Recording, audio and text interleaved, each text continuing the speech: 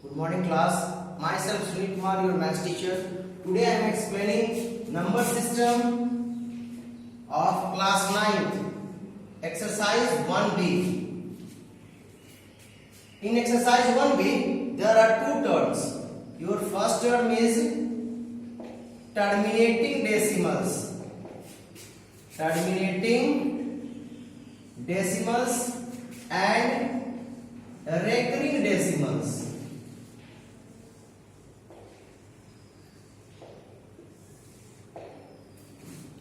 जब हम किसी भी नंबर को किसी दूसरे नंबर से डिवाइड करते हैं तो हमारे पास दो टाइप्स के रिजल्ट आते हैं।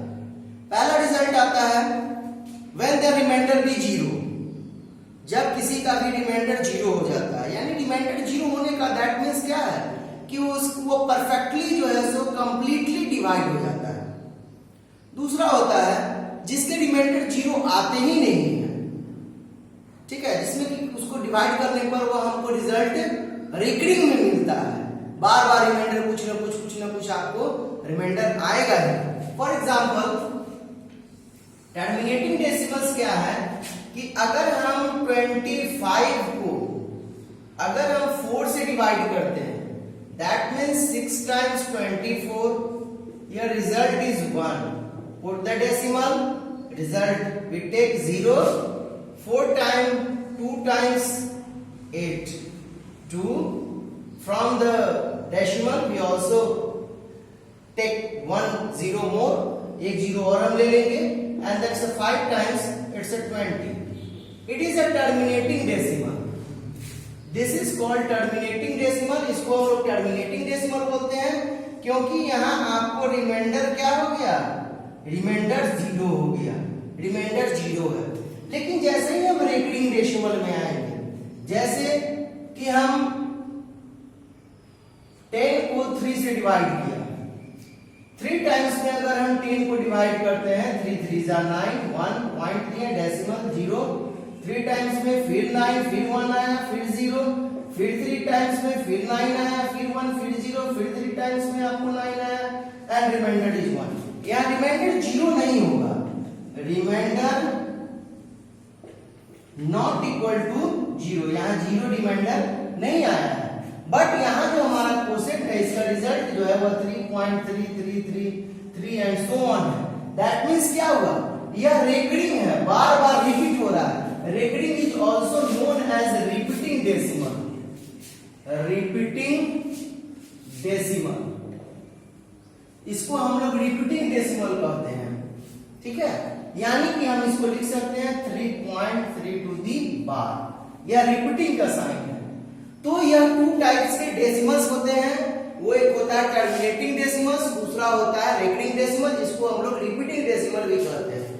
अगर हम इस टर्मिनेटिंग डेसिमल को अगर हम लैंग्वेज में लेते हैं कि कैसे हम इसको आइडेंटिफाई कर पाएंगे कि it is a terminating decimal, है ना, तो उसके लिए क्या होता है कि किसी भी p/q को जब डिवाइड करते हैं उसके टर्म से, डिनोमिनेटर से, तो रिमाइंडर हमारा 0 आता है, तो वो डिनोमिनेटर्स जो होते हैं उनका 2 और 5 के फैक्टर्स ही उसमें केवल होंगे।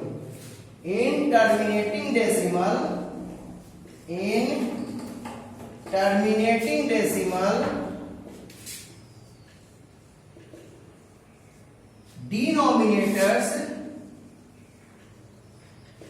denominators have only 2 prime factors. 2 prime factors are 2 and 5 only.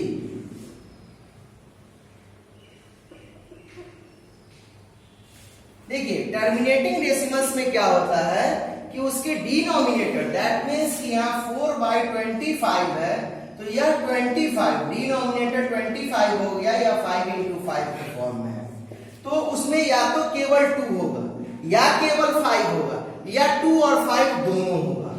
इसके एक्सेप्टिंग, इसके अलावा कोई दूसरा फैक्टर अगर इन करता है उसमें, तो उसको हम टर्मिनेटिंग डेसिमल्स नहीं कहेंगे। ध्यान रखिएगा, टर्मिनेटिंग डेसिमल्स के के लिए फैक्टर होना चाहिए only 2, only 5, only 2 and 5 other than कोई भी factors not other than it, not other than it, इसके अलावा और कोई दूसरा फैक्टर नहीं होना चाहिए। अगर वो होता है तो वह टर्मिनेटिंग डेसिमल नहीं कहलाएगा। टर्मिनेटिंग डेसिमल के लिए केवल फैक्टर्स 2 और 5 ही होने चाहिए। ठीक है,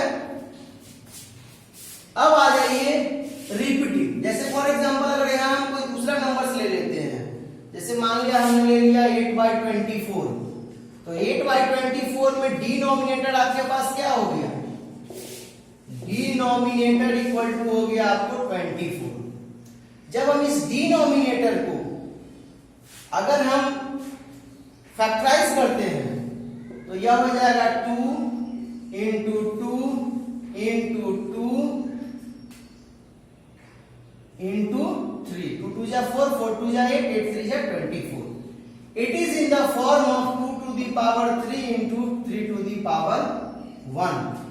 तो यहां क्या है कि डिनोमिनेटर्स जो है, so denominators 24 not equal to 2 to the power m into 5 to the power n, इस फॉर्म में वह अवेलेबल नहीं है। सो दैट यहां हम लिख सकते हैं कि 24 has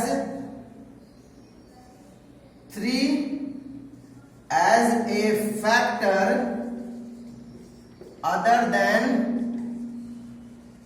2 and 5, so 8/24 is not a terminating decimal। ये एक ऐसा क्वेश्चन है, ये फर्स्ट नंबर आपका क्वेश्चन है कि कैसे हम आइडेंटिफाई कर पाते हैं कि कोई भी फ्रैक्शन वह टर्मिनेटिंग है या नॉट टर्मिनेटिंग है। तो यहां पे आपने देखा कि इसके फैक्टर्स 2 और 5 के अलावा 3 भी एक फैक्टर है, जिसकी वजह से यह टर्मिनेटिंग डेसिमल से नहीं होगा। तो बिना भाग दिए हुए ये क्वेश्चन है कि without actual division, without actual division we can find terminating और नॉट टर्मिनेटिंग। कौन इसमें टर्मिनेटिंग है और कौन नहीं टर्मिनेटिंग है, वो इस क्वेश्चंस के द्वारा जो है इस वे में हम पता कर सकते हैं। तो यह पता चल गया कि यह टर्मिनेटिंग नहीं है। अब इसी प्रकार से यहां हमने लिया था 4/25। अगर हम इसको लेते हैं, कोई दूसरा नंबर से अगर हम लेते हैं जिसको कि हम पता कर सकें कि यह टर्मिनेटिंग है या नहीं है, देन हम क्या करेंगे, सपोज दैट हमने ले लिया 4/15। यहां डिनोमिनेटर क्या होगा, डिनोमिनेटर इक्वल टू 50। 50 को हम क्या राइट अप करेंगे, 2 into 5 into 5, that means 2 to the power 1 और 5 to the power 2। तो यहां हम लिखेंगे कि चूंकि 50 has only 2 factors 2 and 5, so 4/50 is a terminating decimal। केवल इसके पास फैक्टर्स के रूप में 2 और 5 ही हैं, इसलिए इसको हम टर्मिनेटिंग डेसिमल्स मानेंगे। ये तो क्लियर हो गया कि बिना भाग दिए हुए हम कैसे पता कर सकते हैं कि कोई भी फ्रैक्शन, कोई भी रेशनल नंबर टर्मिनेटिंग है या नॉट टर्मिनेटिंग है। उसका तरीका यही है कि उसके फैक्टर्स, डिनोमिनेटर्स के फैक्टर्स केवल 2 और 5 होने चाहिए, या सिर्फ 2 होने चाहिए या सिर्फ 5 होने चाहिए। इसके अलावा कोई दूसरा फैक्टर्स होगा तो वह टर्मिनेटिंग डेसिमल्स नहीं कहलाएगा। पॉज। नाउ रेकरिंग और रिपीटिंग डेसिमल्स, इसके बारे में हम लोगों ने पहले बात किया है कि रिपीटिंग और रेकरिंग डेसिमल्स का मतलब होगा कि डेसिमल के बाद यह बार बार रिपीट करता है, ठीक है। फॉर एग्जाम्पल यहाँ 2933 का मतलब हो गया 293 93 93 93 and so on, that is so these numbers are called repeating decimal numbers। इसलिए हम इसको रिपीटिंग से ही पता चलता है, रिपीट करना यानी कि बार बार आना। रेकरिंग मतलब फिर वही चीज को दोहराना। तो यह जो है so recurring and repeating decimals, it should be written like this and this should be written as this. इसको हम इस प्रकार लिख सकते हैं। अब हमारे पास ये सवाल उठता है कि सभी टर्मिनेटिंग डेसिमल्स और terminating and repeating decimals are rational number. सभी टर्मिनेटिंग डेसिमल्स और रिपीटिंग डेसिमल्स सभी के सभी वह क्या होते हैं? रेशनल नंबर्स होते हैं। तो अब ये बात उठती है कि ये रेशनल नंबर अगर होंगे तो इनको फ्रैक्शन में आना चाहिए। तो फ्रैक्शन में हम कैसे लाएंगे, इसी को सॉल्व करना है, क्योंकि एक्सरसाइज 1B में एक इंपॉर्टेंट क्वेश्चन है जिसको कि आपको सॉल्व आउट करना है। तो सपोज दैट सबसे पहले मान लीजिए let x equal to 2.93 93 and so on. ये फर्स्ट इक्वेशन है। तो इसमें हम 10 या 100 से तब तक मल्टीप्लाई करेंगे जब तक कि ये बार वाला टर्म नंबर्स डेसिमल के इस तरफ नहीं आ जाए, यानी कि लेफ्ट साइड में, यानी होल पार्ट में नहीं आ जाए। हमको होल पार्ट में उसको लाना है। किसको? जो बार पे है, ठीक है, उन डिजिट्स को हमको होल पार्ट में लाना है। तो एट फर्स्ट यहाँ दोनों के दोनों नंबर्स आपको बार पे है, तो 1 और 2 डिजिट्स, दैट मीन्स कि 100 से मल्टीप्लाई करेंगे। Multiply equation first by 100 we get. अगर 100 से मल्टीप्लाई करेंगे तो 100x, और यहां 100 से मल्टीप्लाई करेंगे तो ये डेसिमल 2 प्लेसेस राइट की ओर जाएगा, है ना। 2 प्लेसेस राइट की ओर यह चला जाएगा, यानी कि हो जाएगा 293.9393। अब यह बात ये उठती है कि problem it should B rise up कि 93 3 टाइम्स है यहाँ, और हमने जब एक 93 को इधर आ गया तो बचे 2 टाइम्स, बट यहाँ आपने देखा नहीं कि यहाँ फिल अप द ब्लैंक्स है। दैट मीन्स कि यह बार बार हम यहाँ से ले सकते हैं।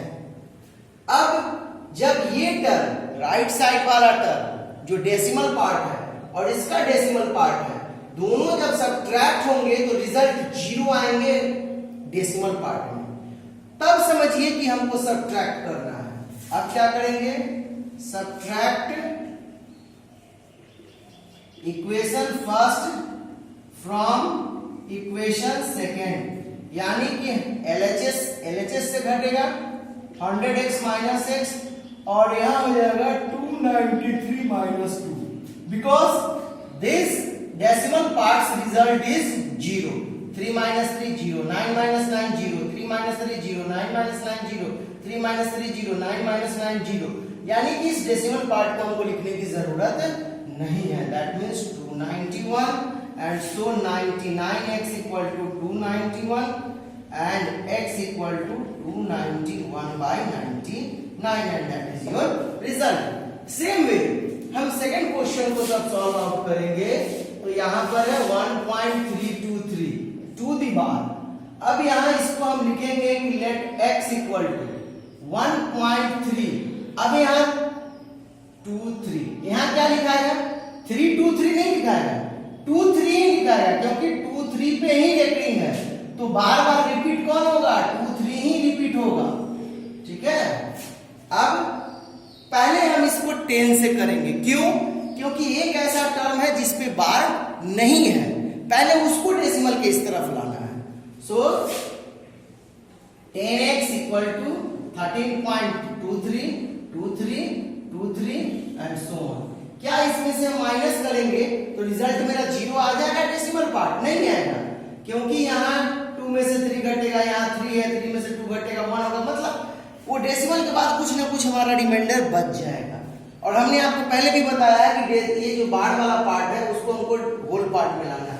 तो अब बच गया ये 2, तो इसके लिए हमको क्या करना पड़ेगा? 100x इसमें 100x से गुना करना, सॉरी इसमें 100 से गुना करना पड़ेगा। किसमें?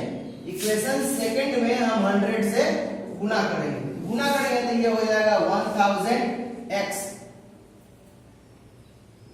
इक्वल टू ये 10 तो यहाँ था, यहाँ 20 एक्स्ट्रा हो गया यहाँ से, यानी कि 1323 पॉइंट, या फिर 1000 इसमें से मल्टीप्लाई डायरेक्ट कर दीजिए, तो यहाँ से डायरेक्ट डेसिमल आ जाएगा यहाँ पे, तो यहाँ हो जाएगा यह, अब आ गया 232323, ये 3 नंबर क्वेश्चन हो गया।